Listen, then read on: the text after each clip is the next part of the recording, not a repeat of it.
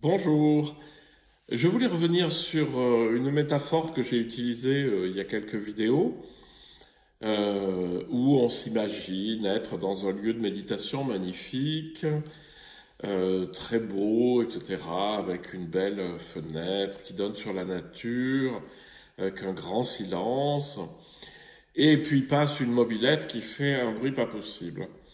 Et la dernière fois que j'ai raconté ça, beaucoup de personnes ont dit «Ah mais quelle horreur!» Et la réflexion là-dessus, c'est que si c'est quelle horreur, d'abord c'est qu'il y a du jugement, c'est-à-dire il y a des choses agréables, des choses désagréables, je veux l'agréable, je veux pas le désagréable, et donc c'est un jugement. Et le bruit de la mobilette peut être soit désagréable pour quelqu'un, soit agréable pour quelqu'un qui, par exemple, fait de la mécanique, il entend que ça tourne bien, que ça tourne pas bien, etc. Donc c'est pas du tout absolu, c'est une histoire de jugement. Et les jugements sont les choses qu'il faut suspendre pour avoir accès au monde tel qu'il est.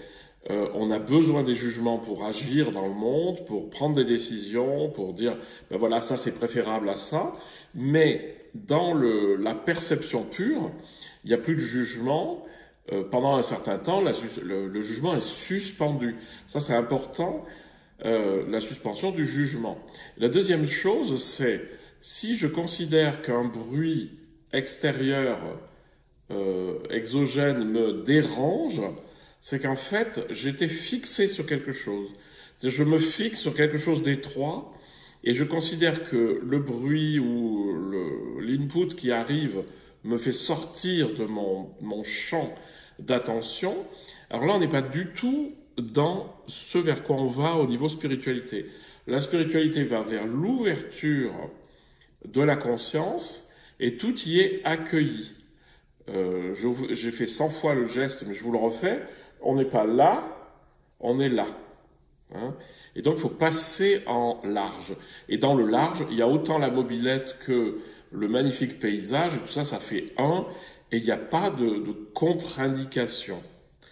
Alors, ça ne veut pas dire qu'il ne faut pas se protéger, par exemple, s'il y a des bruits trop forts, de se boucher les oreilles. Il y a des limites, évidemment, mais c'est au niveau du jugement qu'on peut porter. Et plus la conscience est large, plus ce qui arrive dedans ne nous dérange pas. Quelqu'un qui tousse dans le dojo, ou quelqu'un voilà, qui fait du bruit, ou qui frotte ses vêtements comme ça, c'est ce qui pouvait être, qui a pu m'agacer pendant un certain temps, ça n'agace plus, c'est là, c'est tout un ensemble, voilà. Donc accueillir le monde par tous les sens, le plus largement possible. Et là, donc, rien ne peut me distraire, parce que quelque chose arrive de nouveau, ça ouvre simplement la conscience à partir du moment où je ne suis pas en train de la rejeter et de dire « je ne veux pas que ce soit à l'intérieur ». On rajoute, on rajoute, on rajoute.